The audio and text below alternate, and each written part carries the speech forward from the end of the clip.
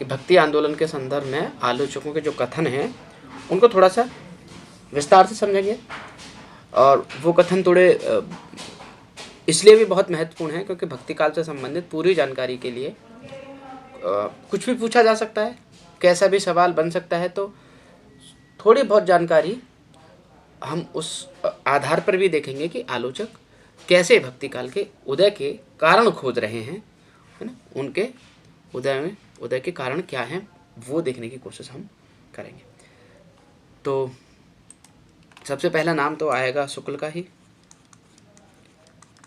बहुत महत्वपूर्ण है हिंदी के लिए, आचार्य रामचंद्र शुक्ल। शुक्ल कहने से आप ये समझ जाएंगे कि हम आचार्य रामचंद्र शुक्ल की बात कर रहे हैं। ठीक है, शुक्ल तो बहुत हुए हैं, ऐसे शुक्ल तो किसी के भी नाम के पीछे लगा हुआ मिल जाएगा, लेकिन हम जब शुक्ल बात कर रहे हैं तो हिंदी में हम आचार्य रामचंद्र शुक्ल की बात कर रहे हैं। ठीक है, थोड़ा सा इसको ध्यान रखिए। अगर कोई और शुक्ल होगा तो हम उसको भी क्लियर कर देंगे कि हम किसी और शुक्ल की बात कर रहे हैं, तो वो पूरा नाम लिखेंगे। लेकिन फिलहाल जब हम शुक्ल की बात कर रहे हैं तो आप इसका मुराद, आप इससे अर्थ यही नहीं है कि हम आचार्य रामचंद्र शुक्ल की बात कर रहे हैं। क्या कहा उन्होंने कि भक्ति के बारे में वो कहते हैं, शुक्ल भक्ति के बारे में कहते हैं अपने पौरुष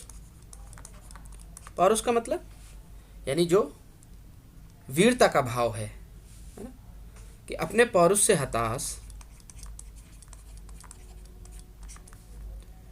जाति, कौन सी जाति, जो उत्तर भारत में रह रही है उस जाति की बात कर रहे हैं ना, कि अपने पौरुष से हताश जाति के लिए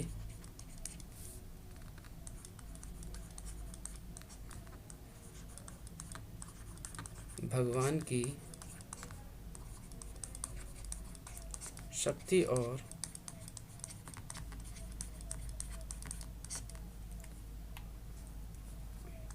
करुणा की ओर ध्यान ले जाने के अतिरिक्त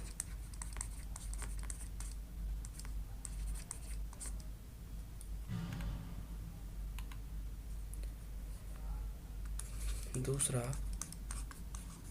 मार्ग ही क्या था,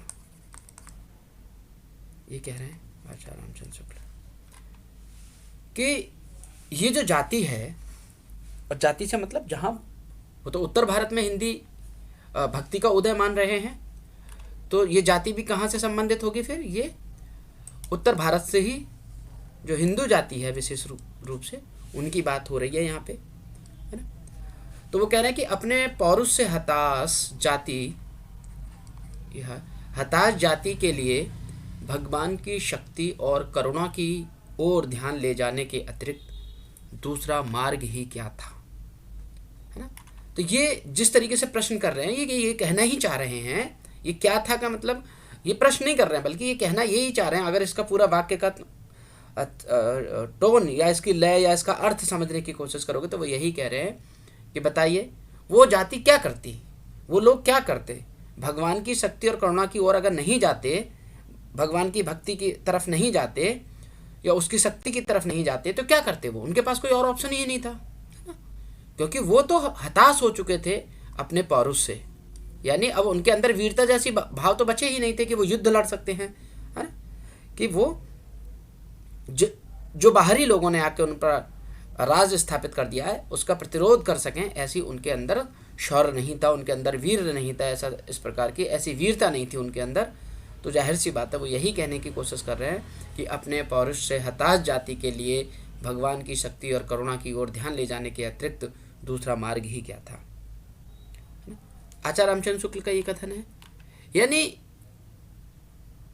बात वहीं पहुंचेगी कि शुक्ल यही कहना चाहते हैं कि भक्ति का उदय होने का कारण जो बाहरी लोग आए, है ना, उनका जो एक प्रकार से अत्याचार था, या आप कह सकते हैं कि उन्होंने जो शासन स्थापित कर लिया उनके ऊपर, तो वो इस चीज़ से वो जो जनता है उस वक्त की हताश और निराश हो गई और भगवान की भक्ति की तरफ अग्रसर हो जाती है और यहीं से भक्ति का उदय हो जाता है। ठीक है, शुक्ल का ये विचार। लेकिन जो हजारी प्रसाद द्विवेदी ने बात कही थी और हमने कल भी बात करी थी इस बात को, अगर आप थोड़ा ध्यान दें। आचार्य हजारी प्रसाद द्विवेदी कहते हैं कि मैं इस बात से इनकार नहीं कर रहा हूँ, इस बात को नकार नहीं रहा हूँ, या मुसलमानों के योगदान को नकार नहीं रहा हूँ। और हमने बात करी थी ना कि हजारी प्रसाद 16 आना में से कहते हैं कि 12 आना है ना, तो 12 आना कितना होता है? 75%। तो 75% तो भक्ति आती ही आती अगर मुस्लिम ना भी आए होते तो। अब ये जो 25% बच जाता है ना, इसका भी संकेत आचार्य रामचंद्र शुक्ल करते हैं। वो क्या कहते हैं कि देखो, भक्ति का, ये शुक्ल का ही विचार है, भक्ति का जो सोता, सोता समझते हैं सोता कैसे कहा जाता है? सोता कहते हैं जैसे कोई नदी है, नदी बह रही है, इसके अंदर पानी बह रहा है, ठीक है, तो यहाँ से पानी, कहीं से पानी निकल के बहने लगे, कोई छोटा सा जगह या कोई छोटा सा हिस्सा पानी का बहने लगे, है ना। या फिर ये तो बिल्कुल अंचल ग्रामीण लोक में सोता शब्द का प्रयोग होता है, लेकिन अगर इसको स्रोत भी कह सकते हैं ना, अगर इसका शुद्ध रूप देखेंगे तो स्रोत यानी पानी का जहाँ से किसी चीज़ का, कोई चीज़ उद्भव हो, किसी चीज़ का मतलब एक उत्पत्ति कहते हैं कि जहाँ जो चीज़ उत्पन्न हो रही है वहाँ से वो चीज़ रिस के बाहर आना। तो ये सोता का मतलब ही यहाँ यह है कि वो जो भक्ति, क्योंकि भक्ति तो पूरी तरीके से दक्षिण में उत्पन्न हो रही है, तो उसी को आचार्य रामचंद्र शुक्ल ने यहाँ उसकी तरफ संकेत भी किया है ना। लेकिन वो विदेशी आक्रमणकारियों पर ज़्यादा ध्यान केंद्रित करते हैं, इस वाली बात पर उतना विचार नहीं किया, लेकिन इसका संकेत वो जरूर करते हैं कि भक्ति का जो सोता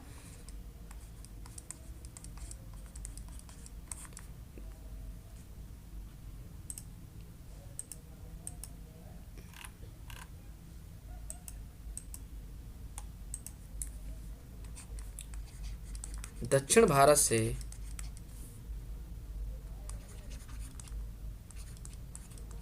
धीरे धीरे, या दक्षिण भारत की ओर से, या दक्षिण भारत से धीरे धीरे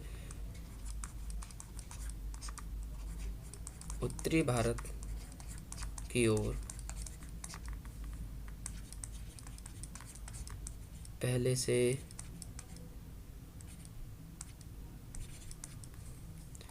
से ही चला आ रहा था, उसे, अब यहाँ से आती है मुख्य बात, जो हजारी प्रसाद द्विवेदी भी इस बात का समर्थन करेंगे कि उसे राजनीतिक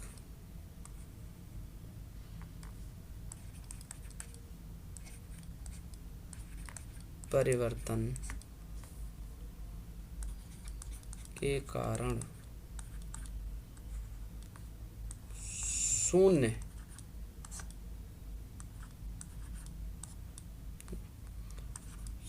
पड़े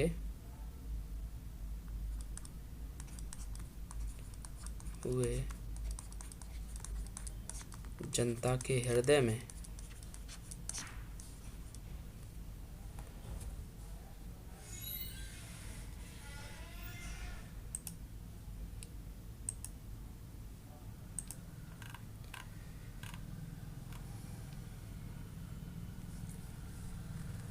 जनता के हृदय क्षेत्र में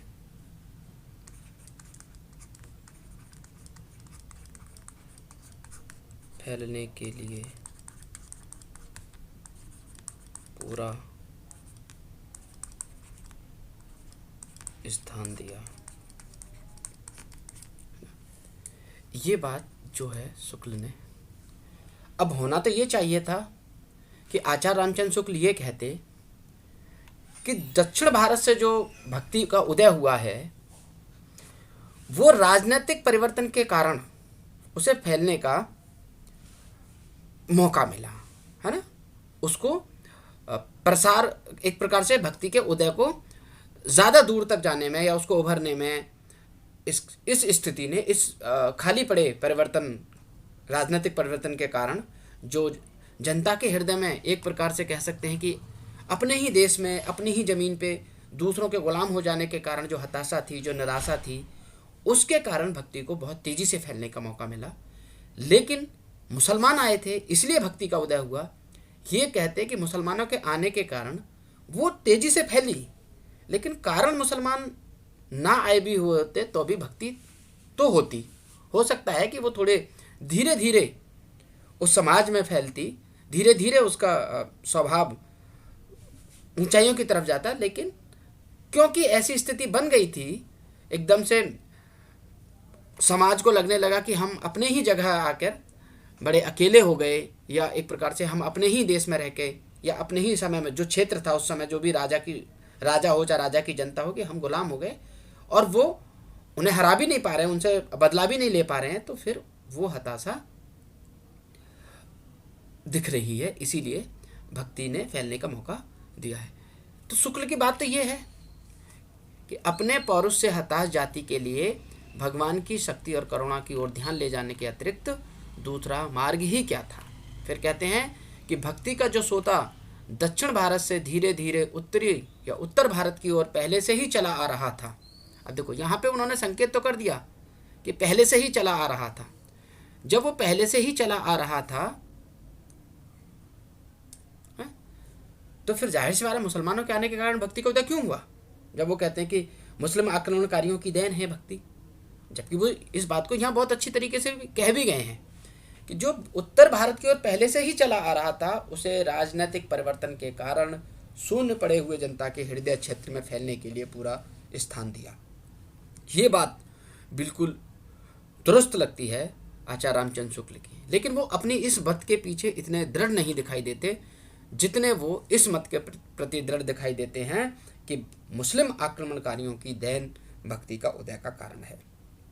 ठीक है, इसीलिए अब ये जो शुक्ल का विचार है ना, अब इस वाले विचार में तो कोई समस्या नहीं है। यहाँ तक तो देखा जाए तो शुक्ल बहुत सही बात भी कह रहे हैं, लेकिन वो जो ये कहते हैं कि सिर्फ मुस्लिम आक्रांताओं की वजह से भक्ति का प्रसार हुआ है, इसी बात को हजारी प्रसाद द्विवेदी ने बिल्कुल भी स्वीकार नहीं किया, विद्वानों ने भी स्वीकार नहीं किया। उन्होंने कहा कि ठीक है 75% तो मुस्लिम ना भी आए हुए होते तो अभी भक्ति का उदय तो होना ही था, यानी 12 आना तो भक्ति वैसे के वैसी ही होती जैसी आज है। और इसीलिए हजारी प्रसाद द्विवेदी ने कहा था, उनके कथन जरूर याद रखिए,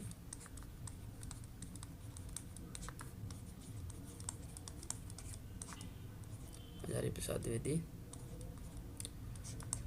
क्या कह रहे हैं शुक्ल के लिए, उनके उस मत पे,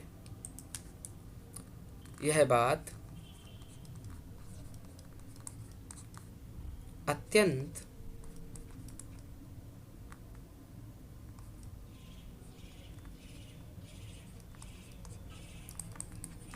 उपहासास्पद, यानी उपहास यानी हंसने का मौका देती है ना, मुस्कुराने का मौका दे रही है।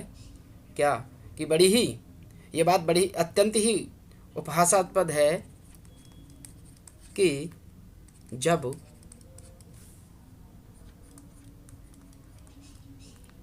मुसलमान लोग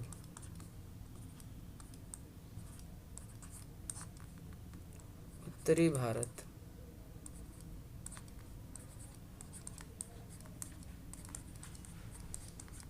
मंदिरों, उत्तरी भारत के मंदिरों को तोड़ रहे थे, उसी समय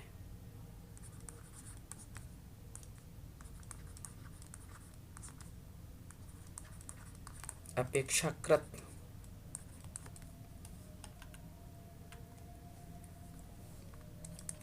निरापद, बिना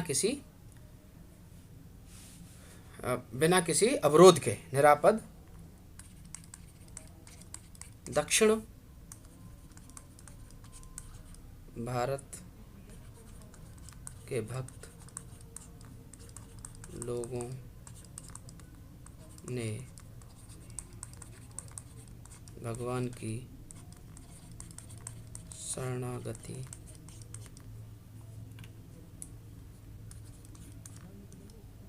की प्रार्थना की। वो कह रहे हैं कि ये बात कितनी हमें हंसने का अवसर प्रदान करती है कि जब मुसलमान लोग उत्तरी भारत के मंदिरों को तोड़ रहे थे, उसी समय अपेक्षाकृत बिना किसी निरापद है ना, बिना किसी रुकावट के दक्षिण भारत के लोग, जो भक्त लोग हैं, वो भगवान की शरणागति की प्रार्थना की। यानी वो भगवान की शरण में जाने के लिए, यानी भक्ति की तरफ, एक प्रकार से वो ये कहना चाह रहे हैं कि वो भक्ति की तरफ जाना उनका तय हो चुका था और वो भक्ति की तरफ जा रहे थे। और फिर आगे कहते हैं हजारी प्रसाद द्विवेदी कि अगर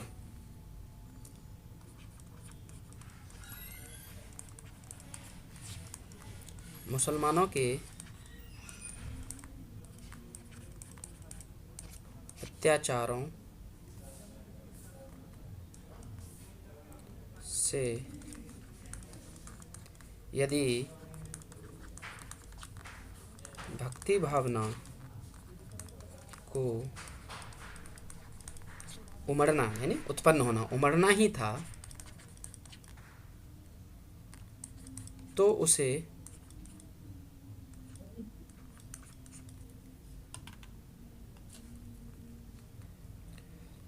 पहले सिंध में, फिर उत्तरी भारत में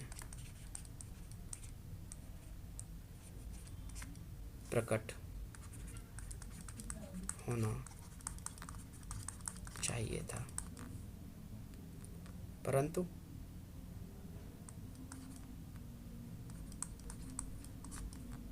वह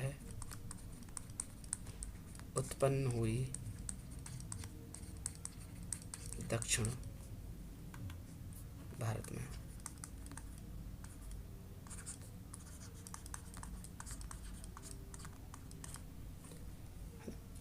वो कह रहे हैं हजारी प्रसाद द्विवेदी कि ये बात हमें हंसने का पूरा अवसर प्रदान करती है, हम इस पे पूरा हंस सकते हैं। क्यों? क्योंकि जब मुसलमान लोग उत्तर भारत के मंदिरों को तोड़ रहे थे, उसी समय बिना किसी रुकावट के दक्षिण भारत के जो भक्त लोग थे वो भगवान की शरणागति की प्रार्थना की, यानी वो भगवान की तरफ, यानी भक्ति की तरफ चले जाते हैं। किसी साथी का माए कौन है? मुसलमानों के अत्याचारों से यदि भक्ति भावना को उमड़ना ही था, तो पहले सिंध और फिर उसे उत्तरी भारत में प्रकट होना चाहिए था। यानी सबसे पहले आक्रमण तो सिंध में ही दिखाई देता है, तो भक्ति तो सबसे पहले सिंध में आना चाहिए। और सिंध वाला पश्चिमी जो इलाका है, पूरा पंजाब से ऊपर जो सिंध है, अब तो खैर पाकिस्तान के क्षेत्र में चला गया है, हिस्सा था। तो अगर इसे सबसे पहले उभरना ही था तो सिंध में होना चाहिए था, उसके बाद उत्तरी भारत में आना चाहिए था। लेकिन वो उत्पन्न कहाँ हुई? दक्षिण भारत में।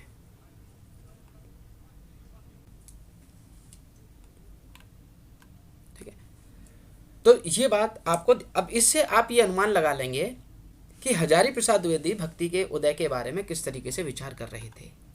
यानी हजारी प्रसाद द्विवेदी की वो बात कि जो हमने कल बताई थी कि भक्ति का कारण क्या है, भक्ति क्यों उत्पन्न हो रही है उनके अनुसार, तो भक्ति जो है या उदय, जो उसका उदय है, वो भारत की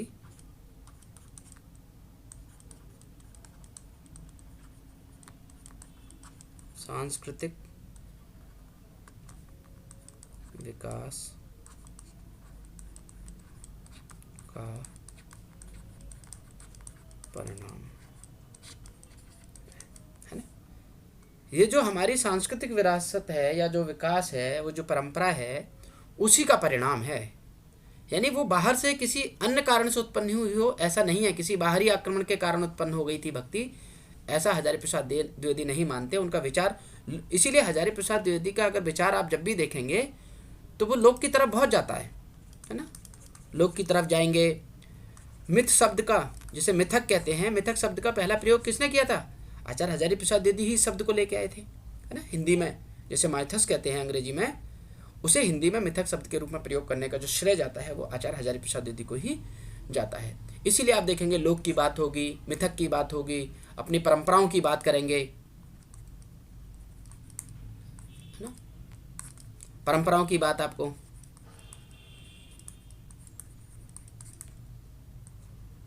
परंपराओं की बात करते हुए आपको हजारी प्रसाद द्विवेदी दिखाएंगे। वो मानते हैं कि ठीक है, बाहरी आक्रमणों की वजह से, और उनका ये अध्ययन सिर्फ भक्ति काल पे लागू नहीं होता है। जब आप आदिकाल के बारे में विचार करेंगे तो तब भी आप देखें कि हजारी प्रसाद द्विवेदी ने पूरी परंपरा को समझने की कोशिश की है। और हजारी प्रसाद द्विवेदी का अच्छा खासा काम आप देखेंगे संस्कृत साहित्य पे भी है। आप उनका उपन्यास देखिए, बाणभट्ट की आत्मकथा, है ना, पुनर्वा देखिए, तो अनामदास का पोथा, ये जो सारे उपन्यास हैं उनके आचार्य हजारी प्रसाद द्विवेदी के, उसमें आप देखेंगे कि भारत का प्राचीन भारत है, उसकी जो सांस्कृतिक विरासत है, उसकी जो परंपरा है, उसी को आधार बनाते हैं। बाणभट्ट में तो कवि वाण को ही उन्होंने आधार बनाया है ना। ऐतिहासिक कवि हुए संस्कृत के, तो उनको आधार बनाकर उपन्यास लिखा है। तो हजारी प्रसाद द्विवेदी का विचार, अब इससे ये अनुमान आपको होगा कि हजारी प्रसाद द्विवेदी जब भी बात करेंगे तो वो उनकी परंपरा, आप अशोक के फूल पढ़िए, उनके निबंध कुटज पढ़िए, जब आप इन रचनाओं को पढ़ेंगे तो देखेंगे कि वो भारत की जो हमारी विरासत है, हमारी जो सांस्कृतिक विरासत है, हमारी जो परंपराएं हैं, उन पे बहुत गहरा अध्ययन और बहुत विचार करते हुए आपको दिखाई देंगे। ठीक है, तो बाहरी प्रभाव को, और ये बहुत तर्कपूर्ण बात है उनकी, है ना। विद्वानों ने इसे बहुत स्वीकार किया कि हाँ, और ये कहा गया कि अगर शुक्ल को, आचार्य रामचंद्र शुक्ल को किसी आलोचक से कड़ी टक्कर मिली, उनके विचारों को काटने का प्रयास किया, तो ये आचार्य हजारी प्रसाद द्विवेदी ही थे जो शुक्ल के मतों को, उन पर प्रश्न चिन्ह लगा देते हैं कि आप जो कहते हैं वो बात, और क्योंकि ये बात आपको कबीर के संदर्भ में भी दिखेगी। जिस प्रकार से कबीर को शुक्ल ने उपेक्षित कर दिया था, है ना, उतना महत्व नहीं दिया था। अगर हजारी प्रसाद द्विवेदी ना होते तो कबीर ना होते। आज हम शायद हिंदी साहित्य में कबीर को उतना महत्व नहीं दे पाते जितना हजारी प्रसाद द्विवेदी ने कबीर को खड़ा किया और बताया उन्होंने बाकायदा। क्योंकि शुक्ल कहते थे ना कि कबीर जैसे जो संत थे उनका प्रभाव तो अशिक्षित जनता पे था, जबकि शुक्ल आचार्य हजारी प्रसाद द्विवेदी ने, और बाद में आप देखेंगे तो पुरुषोत्तम दास अग्रवाल जो अभी नए बिल्कुल आज के हमारे समय के ही आलोचक हैं, वो तो बाकायदा कबीर के ऊपर कहते हैं कि आप सभी जानते हैं कि कबीर का जो प्रभाव है वो अशिक्षित जनता पे ज़्यादा पड़ता है या पढ़ी लिखी जनता पे ज़्यादा पड़ता है। तो आप देखेंगे पढ़े लिखे लोग कबीर से ज़्यादा प्रभावित होते हैं बजाय गोस्वामी तुलसीदास, है ना। कबीर को अगर भक्ति काल में किसी को सबसे ज़्यादा प्रभावित करने वाला है तो वो कबीर ही है, क्योंकि वो इतनी खड़ी और स्पष्ट और बिना लाग लपेट के बात करते हैं, और फिर सिद्धांतों की तरफ उतने नहीं जाते, बल्कि वो अपने दैनिक अनुभवों से, जीवन की सच्चाइयों से ही पूरे विचार सामने खड़े कर देते। तो कबीर से बहुत प्रभावित होते हैं। तो इसीलिए आप देखेंगे कि हजारी प्रसाद द्विवेदी का जो विचार है वो इस तरीके का, इससे आपको एक अनुमान होगा कि भक्ति काल को किस तरीके से देखें, है ना। और हजारी प्रसाद द्विवेदी के आपके जब उनके बारे में कुछ पूछा जाएगा तो आपको स्पष्ट समझ में आ जाएगा ये कैसा विचार है। हम ये कह रहे थे ना कि जैसे पंक्तियां हम अनुमान लगाते हैं कि किसकी हो सकती हैं, तो हम ऐसे ही आलोचकों के मत का भी अनुमान लगाएंगे कि ये किसके हो सकते हैं, कौन इस तरीके का विचार रखता है। परंपरा की बात करेगा, सांस्कृतिक विरासत की बात करेंगे, है ना, हमारे अपने इतिहास की बात करेंगे, तो तब समझ में आएगा धीरे धीरे कि इस तरह लोक की बात करेंगे, मिथक की बात करेंगे, है ना। वो अलग बात है कि लोक जागरण की बात, जाति की बात रामविलास शर्मा भी करते हैं, लेकिन उनका रामविलास शर्मा का जो मत है वो कैसा है, वो मार्क्सवादी है ना। कैसा है उनका, मार्क्सवादी है, ठीक है, बिल्कुल नहीं चल रहा, मार्क्सवादी है। आज डॉक्टर रामविलास शर्मा का मत ज़्यादातर वो मार्क्सवाद के आसपास आपको दिखाई देंगे, लेकिन हजारी प्रसाद द्विवेदी मार्क्सवादी नहीं है, बल्कि वो तो मानवतावादी हैं। और हजारी प्रसाद द्विवेदी पर जो प्रभाव है रविन्द्रनाथ टैगोर का है, क्योंकि ये खुद रहे थे पश्चिम बंगाल जाके कोलकाता में शांति निकेतन में। बनारस आने से पहले आचार्य हजारी प्रसाद द्विवेदी ने शांति निकेतन में रविन्द्रनाथ टैगोर की ही, उन्हीं की एक प्रकार से कह सकते हैं जन्मभूमि भी है, कर्म भूमि भी है, तो वहीं रहे थे हजारी प्रसाद द्विवेदी। इसीलिए क्षिति मोहन सेन का नाम अगर आप देखेंगे, संस्कृति पर बहुत अच्छा काम किया है।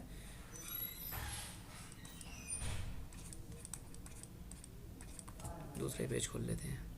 क्षिति मोहन सेन ने। इसको मैं इसलिए थोड़ा ध्यान से आपको बताने की कोशिश कर रहा हूँ कि आप इससे अनुमान लगा सकें कि ये कौन आलोचक है ना। सीधी सीधी बातें तो नहीं आएंगी, कभी कुछ ऐसा भी आ सकता है जो आपको ना पता हो, तो एक कोशिश तो करी जा सकती है कि इस तरीके का विचार कौन रखता है। ठीक है, तो हजारी प्रसाद द्विवेदी आपको लगभग शुक्ल के, क्योंकि आदिकाल के बारे में भी, आदिकाल वीरगाथा काल है ना, वीरगाथा शुक्ल कहते हैं। आदिकाल हजारी प्रसाद द्विवेदी लेके आए, इनके मत को देखो यहाँ पे चुनौती दी पृथ्वीराज रासो,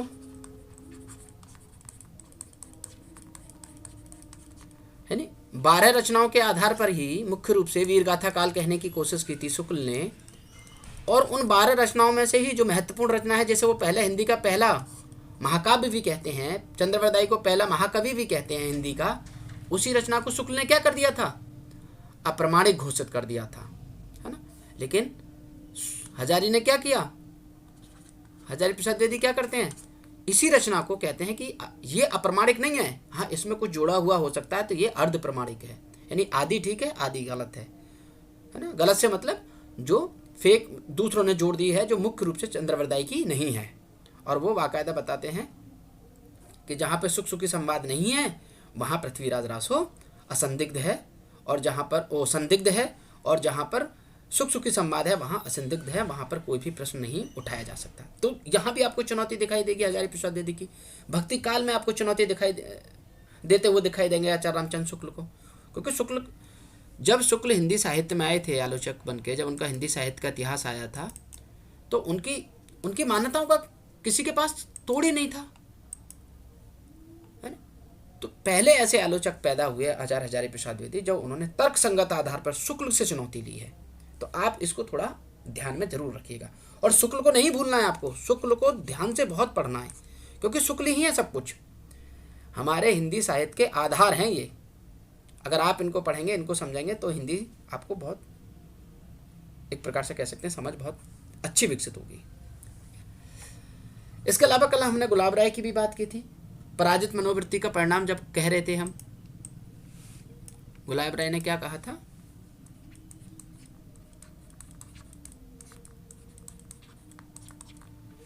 और इनका निबंध है मेरी असफलताएं, निबंध में बहुत पूछा जाता है इनका, मेरी असफलताएं, ठीक है, गुलाब राय।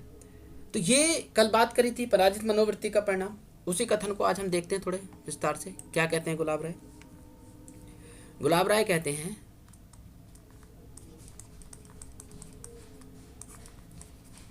पराजय के बाद व्यक्ति या तो अपनी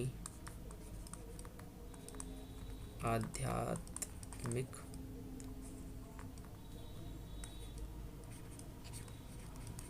श्रेष्ठता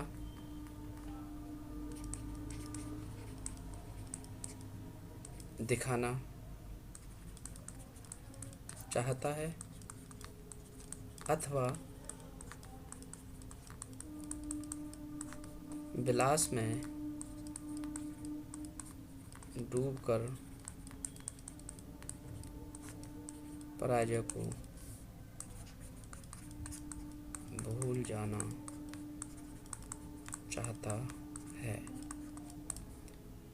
भक्ति आंदोलन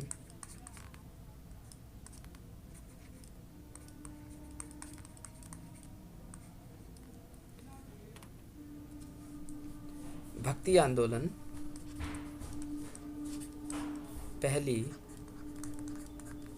मनोवृत्ति है। क्या मतलब हुआ कि जब आदमी पराजित हो जाता है, और ये विचार किसका है? शुक्ल का है। ये वास्तविकता भी है उस समय की, इतिहास में भी ऐसा ही हुआ। आप उस समय को देखेंगे तो निश्चित तौर पर जिन्हें हम अपने ही यहाँ के राजा हम कह रहे हैं, जो हमारे खुद के अपने ही देश के जो राजा थे, वो बाहरी लोग, बाहर से आने वाले लोग, जो आर्यवत से बाहर से आए, जैसे अरब से आए, मुस्लिम आए, या और भी जो भी लोग आए, तो उन्होंने क्या किया, उनसे लोग हार गए।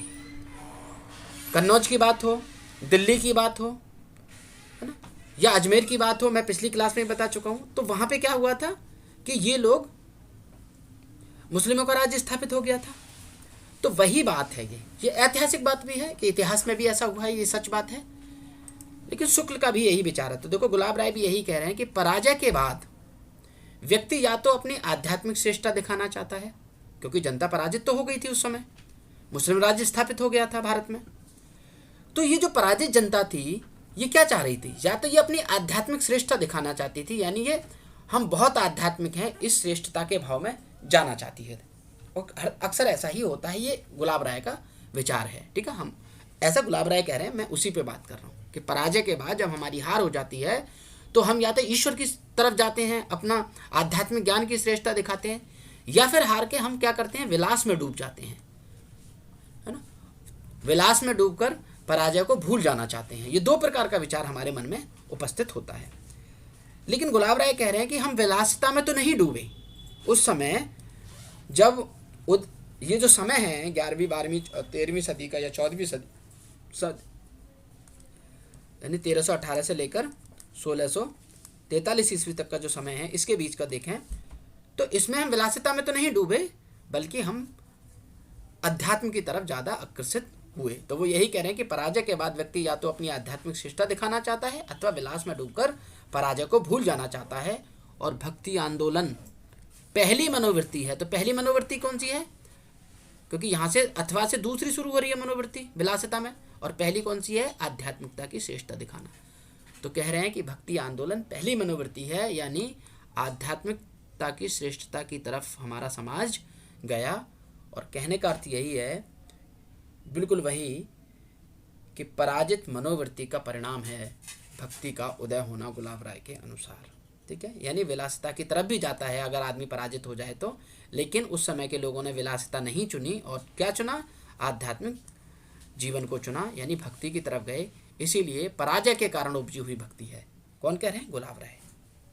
ठीक है, मैं एक कल भी इस बारे में बता चुका हूँ कि ये जो बात है, ये गुलाब राय की कहीं ना कहीं आचार्य रामचंद्र शुक्ल के ही विचार को आगे बढ़ाती हुई दिखाई देगी।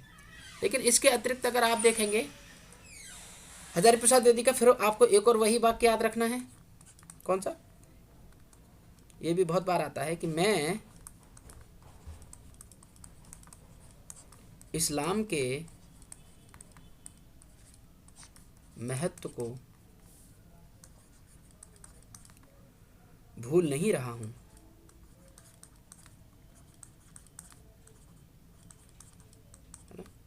किंतु पुनः जोर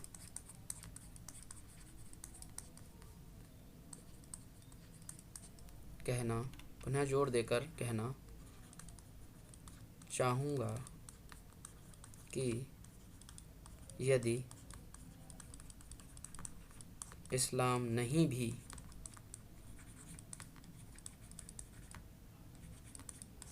भी आया होता तो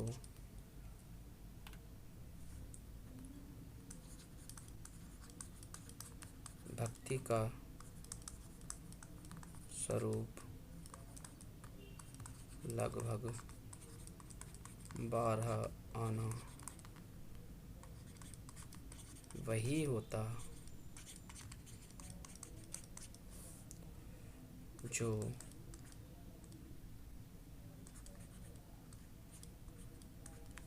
जो आज हमारे सामने है। यह यहाँ से वो जो बात शुरू होती है बहुत महत्वपूर्ण, यह है भारत की स्वतः है ना, इस पे ध्यान दीजिएगा, स्वतः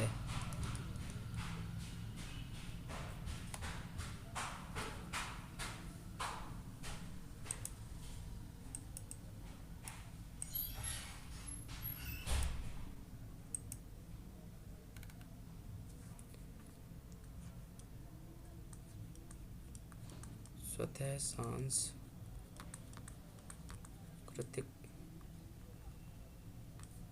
चेतना का परिणाम है ना, स्वतः सांस्कृतिक चेतना का परिणाम है कि ये खुद ब खुद हमारे अंदर ये चेतना आनी ही थी या उसी का परिणाम है। ये किसी इस्लाम की वजह से ऐसा हुआ हो, ये बात मैं नहीं मानता। हजारी प्रसाद द्विवेदी का ये विचार आपको कि मैं इस्लाम के महत्व को भूल नहीं रहा हूँ। ठीक है, इस्लाम के आने के कारण भक्ति को फैलने में ज़्यादा आसानी हो गई, इसीलिए मैं उसके महत्व को नहीं भूल रहा हूँ, किंतु पुनः जोर देकर ये कहना चाहता हूँ कि यदि इस्लाम नहीं भी आया होता तो भक्ति का स्वरूप लगभग 12 आना, यानी 12 आना वही 75%, क्योंकि 16 आने का 1 रुपया होता है, तो 12 आना वही होता जो आज हमारे सामने है। यह भारत की स्वतः सांस्कृतिक चेतना का परिणाम है। ठीक है, तो या तो आपके सामने ये आ जाएगा कि भारत की स्वतः सांस्कृतिक चेतना का परिणाम है, या ये आ जाएगा कि भक्ति आंदोलन भारतीय चिंतन धारा का स्वाभाविक विकास है। ऐसे भी लिखा आ सकता है भारतीय, ये भी हजारी प्रसाद द्विवेदी का ही विचार है, ऐसे भी आ सकता है कि भारतीय चिंतन धारा का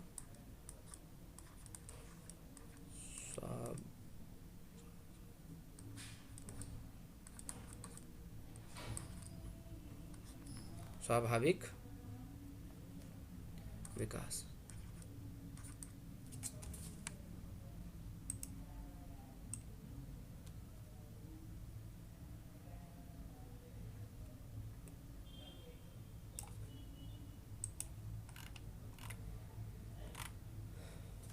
भारतीय चिंतन धारा का स्वाभाविक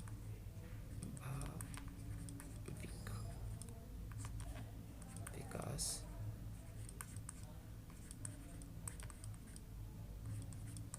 विकास है, ठीक है। तो ऐसे भी मिला आ जाएगा कि भारतीय चिंतन धारा का स्वाभाविक विकास भक्ति आंदोलन को, यानी भक्ति आंदोलन को कौन मानता है, तो भक्ति आंदोलन भारतीय चिंतन धारा का स्वाभाविक विकास आ जाए या भारत की स्वतः सांस्कृतिक चेतना का परिणाम आ जाए। तो ये आपको विचार जाना है आचार्य रामचंद्र, वो आचार्य हजारी प्रसाद द्विवेदी के साथ। ठीक है, इस चीज़ को आपको ध्यान रखना है। अपनी संस्कृति की बात, अपनी विरासत की बात, है ना, ये बात आपको हजारी प्रसाद द्विवेदी ही कहते हुए दिखाई देंगे। अब चलते हैं एक और विद्वान की तरफ। जब कल हमने बात करी थी कि ग्रियर्सन ने क्या कहा था, भक्ति किसकी देन है, ईसाइयत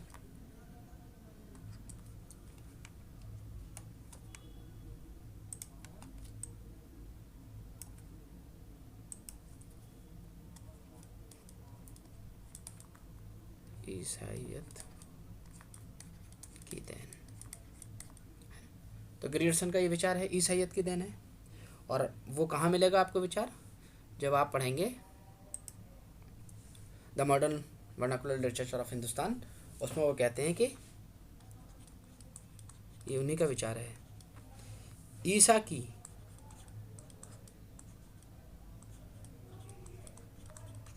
दूसरी तीसरी शताब्दी में कुछ ईसाई मद्रास आकर बस गए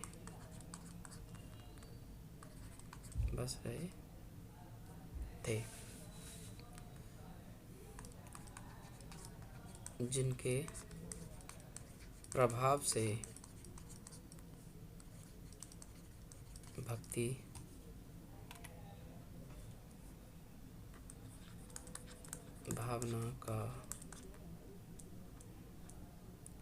भावना का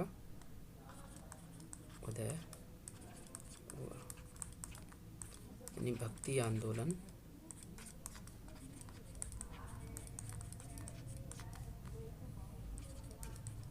ईसाइयत की देन है।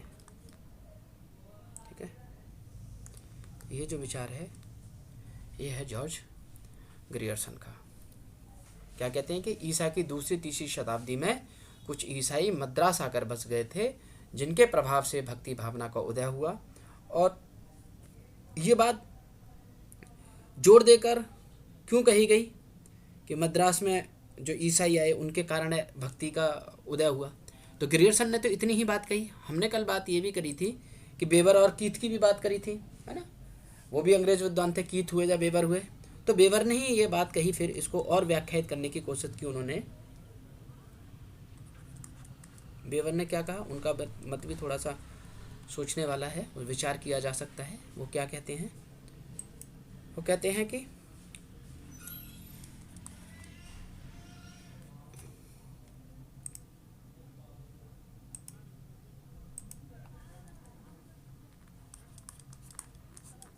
भक्तों की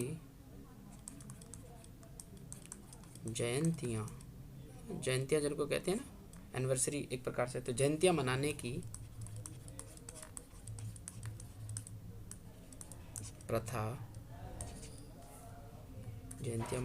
प्रथा ईसाई मत के फलस्वरूप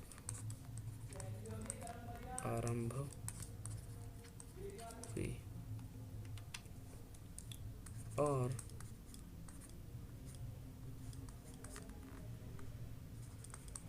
इसी से भक्ति आंदोलन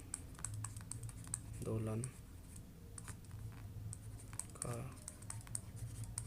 जन्म हुआ। ये वेबर का मत है कि ऐसा क्यों हुआ कि ये जो जयंतियाँ मनाने का प्रचलन है ये ईसाई मत में है, और वहीं से उसी के फलस्वरूप जो है भक्ति आंदोलन का उदय होता है। ठीक है, तो इस तरीके के विचार आपको कहते हुए दिखाई देंगे। ग्रियर्सन और बेवर और कीथ भी जो है भक्ति को ईसाइयत की देन ही मानते हैं। ठीक है, लेकिन इतना ज़रूर आ जाता है एग्ज़ाम में कि बताइए भक्ति को ईसाइयत की देन किसने माना है। ठीक है, ये अक्सर एग्ज़ाम में बहुत बार पूछा गया है, जॉर्ज ग्रियर्सन का ये मत। एक मत और देखेंगे, हिंदी साहित्य का आलोचनात्मक इतिहास, डॉक्टर रामकुमार वर्मा। क्या कहते हैं डॉक्टर रामकुमार वर्मा? उनका विचार था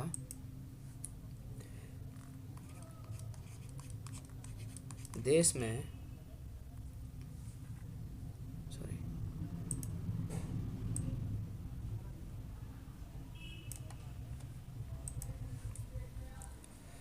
कि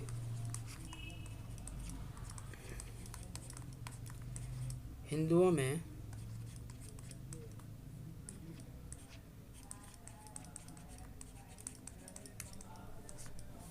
मुसलमानों से लोहा लेने मतलब ये एक लोहा लेना जो है मुहावरा है, और इसका मतलब क्या होता है, किसी की शक्ति का बराबरी नहीं करना, मतलब किसी के साथ आप नहीं लड़ सकते, उसका मुकाबला नहीं कर पाते, कहते हैं लोहा नहीं ले सकते। तो लोहा लेने की शक्ति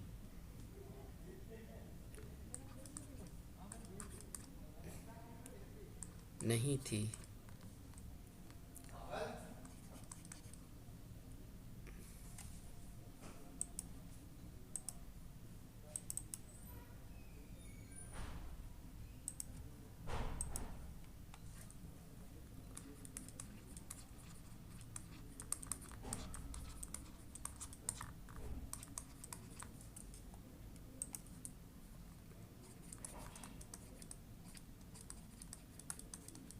हिंदुओं में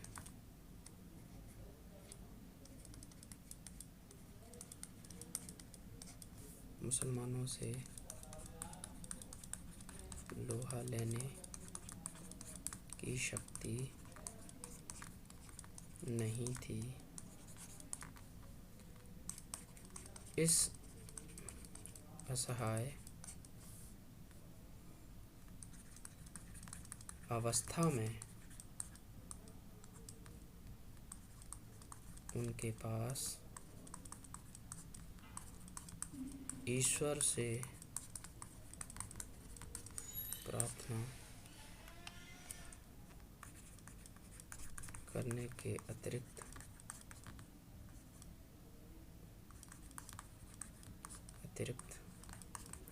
कोई साधन नहीं था।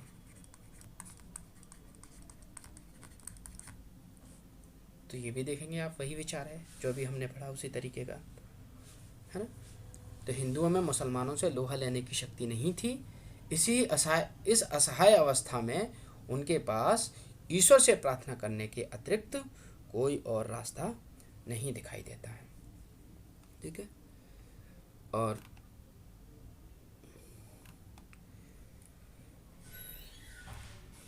इसके अलावा ग्रियर्सन का एक विचार और भी आ जाता है। ईसाइयत की देन पूछा ही गया है बहुत बार एग्जाम में। दूसरा ये भी पूछ लिया जाता है कि वो कहते हैं कि बिजली की चमक की तरह, है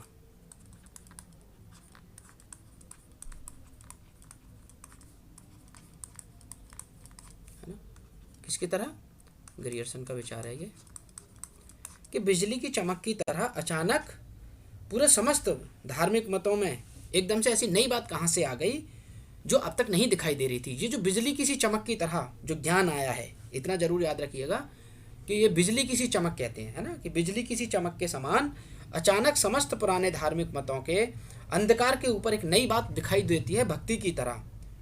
और हिंदुओं को ये पता ही नहीं था कि ये कहाँ से हुआ, कैसे हुआ। ग्रियर्सन मानते हैं कि हिंदू जनता ये जानती ही नहीं थी, हिंदुओं को ये पता ही नहीं था कि ये बात आई कहाँ से है अचानक से। वो कहते हैं इसका कारण क्या है, कि इसका कारण ये है कि ये ईसाइयत की देन थी। और ईसाइयत की देन है इसका मतलब कि ये ज्ञान ईसाइयों के आने से पहले हिंदुओं को था ही नहीं, और हिंदू ईसाई आए तो बहुत सारी चीज़ें, ये ज्ञान एकदम से उनको प्राप्त हुआ। यानी ईसाइयत की देन बात करते हैं ग्रियर्सन और कहते हैं कि बिजली की चमक की तरह ये एकदम से हमारे समस्त धार्मिक जो मत हैं उनमें अंधकार से ऊपर उठने की शक्ति आ जाती है। ठीक है। तो इस तरीके के ये वाला बात आप जरूर याद रखिए, बिजली की चमक की तरह। ये पूछा जाता है ना कि बिजली की चमक के समान या उसकी तरह समस्त पुराने धार्मिक मतों के अंधकार के ऊपर एक नई बात दिखाई देती है। और कोई हिंदू ये जानता ही नहीं था कि ये बात कहाँ से आई, अचानक से ये भक्ति की बात आ कहाँ से गई। किसी भी हिंदू को ये नहीं पता था, कोई भी इसके उद्भव के कारण निश्चित नहीं कर सकता। क्यों? क्योंकि ग्रियर्सन मानते हैं कि ऐसा ईसाइयों के आने के कारण हुआ, उससे पहले कोई जानता ही नहीं था। ठीक है। तो ये बात जो है आप ज़रूर याद रखेंगे। ये कुछ कोड हैं, कुछ कथन हैं आलोचकों के, बहुत महत्वपूर्ण कथन हैं। सारे भी याद ना रख पाएँ तो दो तीन तो आप ज़रूर याद रखें। टीजीटी के विशेष रूप से तो 3 को ज़रूर याद रखें, शुक्ल, हजारी प्रसाद द्विवेदी और ग्रियर्सन। ठीक है। बाकी को आप ना रखें तो कोई दिक्कत नहीं है, लेकिन टीजीटी पीजीटी वाले 3 लोगों को जरूर याद रखें, ग्रियर्सन को, शुक्ल को और हजारी प्रसाद द्विवेदी को। ठीक है। अब बात हम करेंगे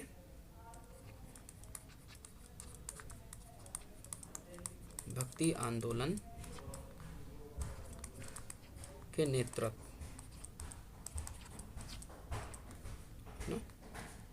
नेतृत्वकर्ता कौन कौन थे स्थान के हिसाब से, स्थान के अनुसार, जगह के अनुसार कौन कौन नेतृत्व कर रहे थे। यानी सबसे पहले भक्ति की बात नेतृत्व करते हुए कौन दिखाई देंगे। तो देखिए आप एक स्केल अगर हम ऐसे कर लें, पहले देख लेते हैं उत्तरी भारत, है ना।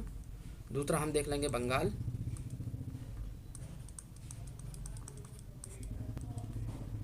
तीसरा देख लेंगे हम असम, चौथा महाराष्ट्र और उड़ीसा।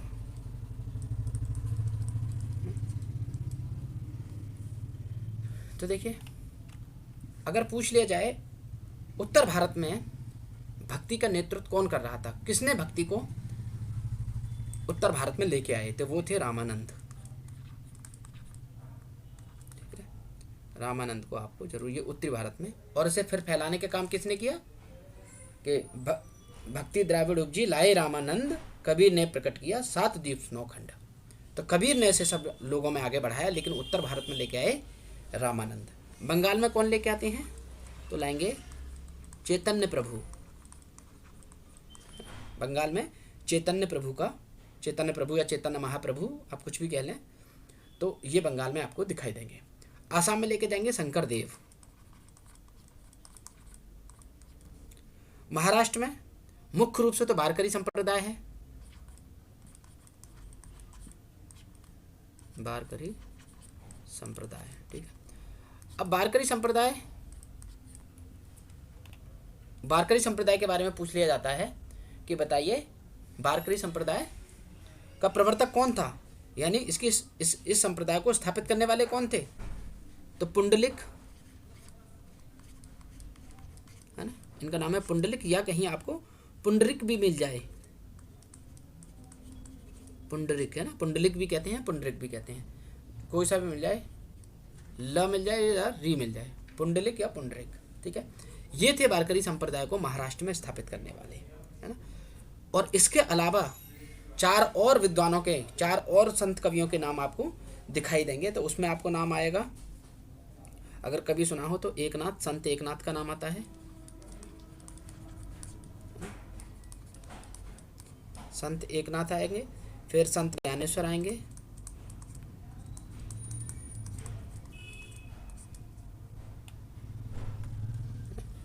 संत नामदेव का नाम आता है, और एक नाम आएगा संत तुकाराम का। ये कहाँ की परंपरा के लोग हैं संत? ये महाराष्ट्र परंपरा के लोग हैं। वारकरी संप्रदाय से ही इनका संबंध स्थापित किया जाता है, जोड़ा जाता है, ठीक है। एकनाथ हो गए, चाहे ज्ञानेश्वर हो गए, नामदेव हो गए या तुकाराम हो गए। इसके अलावा उड़ीसा में जो आपको नाम मिलेगा वो मिलेगा पंचसखा। कौन है उड़ीसा में? पंचसखा, यहाँ लिख देते हैं पंचसखा, ठीक है। ये संप्रदाय, इसमें बहुत सारे नाम होंगे ना, बलराम दास, अनंत दास, यशोवंत दास, जगन्नाथ दास, अच्युतानंद दास। तो नामों को याद नहीं रखना है, वैसे ऐसे यहाँ तक जाएगा नहीं, लेकिन फिर भी अगर उड़ीसा में पूछे तो ये पंचसखा जो संप्रदाय था, ये लोग भक्ति का अग्रिम रूप, पहला रूप उड़ीसा में आपको पंचसखा के रूप में दिखाई देगा। महाराष्ट्र में वारकरी के रूप में वारकरी संप्रदाय दिखाई देगा, आसाम में शंकरदेव दिखाई देंगे, बंगाल में चैतन्य महाप्रभु दिखाई देंगे, और उत्तर भारत में रामानंद इसके पहले अग्रकर्ता के रूप में आपको दिखाई देंगे, ठीक है।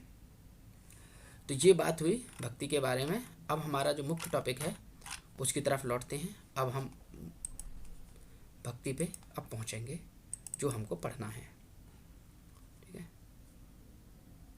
बस यहीं से शुरू करता हूँ, कल हम यहीं से शुरू करेंगे, और वो है आपकी, देखिए भक्ति में, जो भक्ति काल है उसमें आपको 2 तरीके की भक्ति दिखेंगी, निर्गुण और सगुण। मतलब ईश्वर को साकार रूप में, यानी सामने मूर्ति रख के, और ईश्वर को निराकार रूप में, निराकार, उसका कोई भी आकार नहीं है इस रूप में। निर्गुण में आपकी 2 शाखाएं हो जाएंगी, संत और सूफी, यानी ज्ञानेश्वरी और प्रेम मार्गी। और निर्गुण में भी 2 होंगी, राम भक्त और कृष्ण भक्त, यानी राम शाखा और कृष्ण शाखा, ठीक है। तो कल हम निर्गुण वाली शाखा पे विचार करेंगे, संत वाली शाखा पे, कबीर की पे। आज के लिए इतना ही।